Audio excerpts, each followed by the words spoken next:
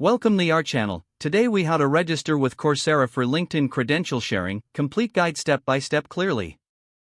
Visit the Coursera website at www.coursera.org. Click on the Join for Free button located at the top right corner of the homepage. You will be prompted to enter your email address and create a password.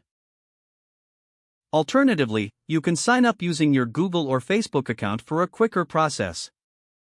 Once you've filled in your details, click Join.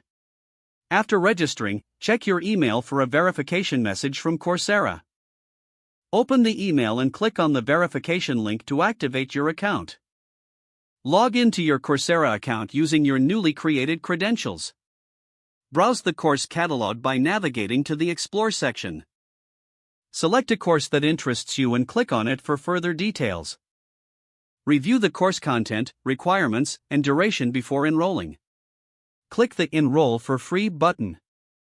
Choose whether you want to enroll in the full course or audit it for free.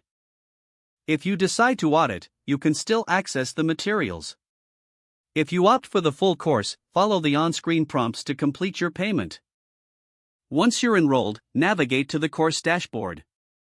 Complete the required assignments and assessments to earn your credential. Once you finish the course, you'll receive a certificate of completion. To share this credential on LinkedIn, go to your Coursera profile. Locate the Certificates section and find the course you completed. Click on the Share button next to the certificate. Select LinkedIn from the list of sharing options. You may need to log into your LinkedIn account at this stage. Choose whether to share your achievement in a post or add it to your profile.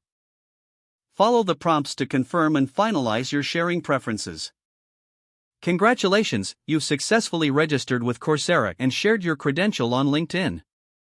If the page does not load, refresh the browser or try again in a private or incognito window.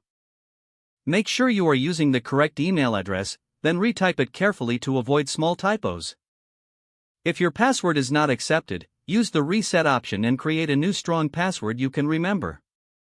Don't forget to like this video and subscribe to our channel for more step-by-step tech guides.